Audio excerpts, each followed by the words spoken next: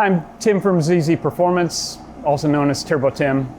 I'm here to talk to you about ATS-V and the first 5 mods, in my opinion, that you should do to it. Number 1 would be a tune for sure. Obviously, the tune can benefit from revisions from new mods added in the future. The tune, if you do it at first, and then you add a downpipe, cold air intake, intercooler upgrades, you may want tune revisions.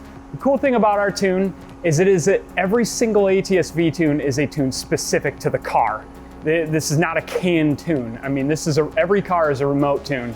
You will pay core charge on the interface and potentially the laptop if you don't want to use your personal laptop.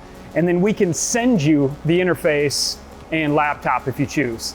You will take that, plug it into your car, plug it into the laptop, get everything powered up, and you'll read the factory file off your ECU and TCM, and with the vehicles that use TCMs that are separate. Then you will email that file to us. The car is still completely drivable. It does not take anything off of it, it just copies it. You will email us that file, we will modify that file and then email it back to you. Upload it to the car, open up HP Tuners, but with the scanner this time, you will hit record. You'll take your car, drive around. You don't have to look at the laptop. Please do not. Keep your eyes on the road. And you will then email us that scan. That scan will have like some idle time, of course when the engine's warm. It will have some light acceleration, some medium acceleration, and then a gear or two of full throttle. No, you do not have to do any top speed runs. No, you do not have to floor it 20 times. Matt, Al, and I have seen all these scans. Please do not beat the living crap out of your car on the scan. We only need a couple gears. But then you will email us that scan, and then we will go back to the file we emailed you, make some tweaks to it, email the next revision to you. That is the benefit of an actual remote tune other than like a canned tune. A canned tune is you just put it in the car and it's a good guess. Each car can have a lot of things that have an effect on that tune that requires specific tuning to that car. Moving on to the next thing, downpipes. Love what the downpipes do. I love how the factory exhaust sounds with the downpipe. It makes it just a little bit louder, but it still sounds good because we are dealing with a V6 here. This is not a cool sounding V8. The ATS-V sounds really good with the stock exhaust and our downpipes. We have 2 options.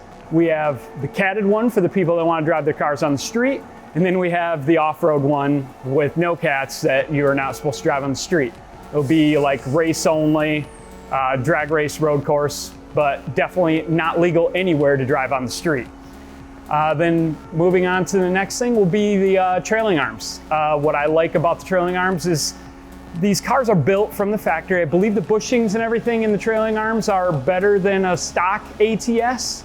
But ours are full performance bushings. They are poly solid bushings. Will you hear a little more road noise? A little bit. I mean, if you've been driving your car for a long time and then all of a sudden you put these on, you might be like, yeah, okay, I hear some road noise. But what I'll tell you will notice is the car will launch better. Wheel hop, I pretty much put the trailing arms on my car one of the first things, and I've never had wheel hop. My car is great. My 60 foots are only as good as they are because it was on the stock clutch. Clutch coming soon. The trailing arms, they will keep the tires where they're pointed where they're supposed to be when you launch. We dealt with this with our front wheel drive cars. As you floor it and the tires pull in. They pull in, they tow in, it tears up your tires. You can't, it doesn't launch as hard. It doesn't accelerate as well because the tires are not pointing straight forward and accelerating. So our trailing arms help with that dramatically.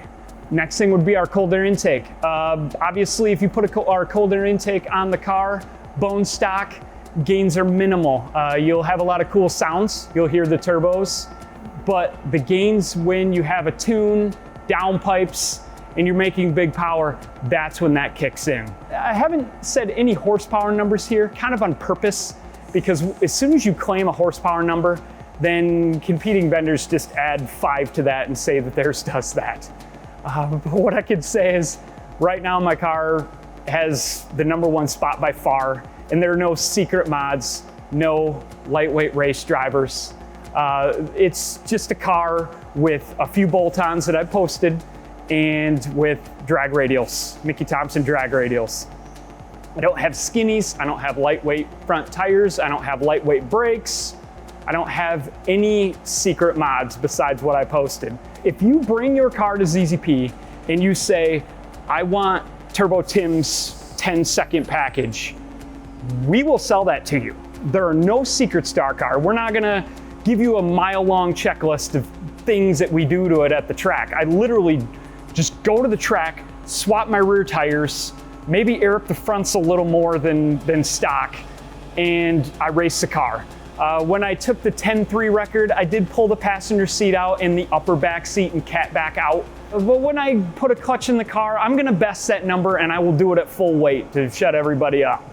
The final thing I wanna talk about is meth kits.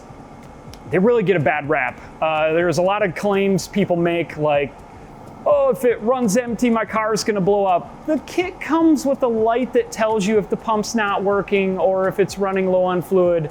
And the level sensor on it is not at the bottom of the tank. It has plenty of time to warn you that, hey, you're running low and you're gonna need to put fluid in it soon.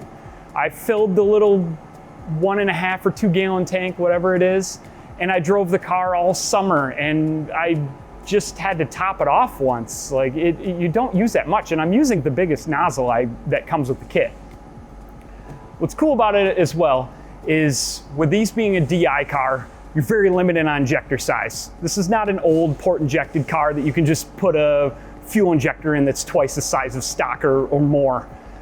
They're direct injectors. They're very large, they're very expensive. They take a lot of voltage to run them, a lot of amperage to run them.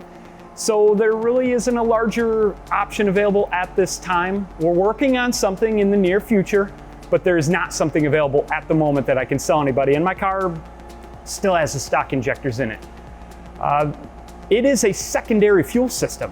So your intake pump, you relieve some of the stress from that. Your fuel injectors, you just run them to a safe near max, and then you put the fitting in there that runs that gets your fuel correct. Also, it gives you the ability to run 93 octane in the tank if you want, and then just run E98 like I run, or methanol, or C16, whatever kind of race fuel you'd like to put in there, and then you just tune the car specifically to that fuel. So you can drive around with cheap fuel in the tank, and then you can put, $5, $6 fuel in that secondary tank, or E98, which is like $1.25 a gallon, like what I run. But that sums up the 5 top mods. Maybe we'll have another video in the future of more stuff. That is my favorite 5. I have a lot more. Again, I'm Turbo Tim from ZZPerformance. Thanks for watching.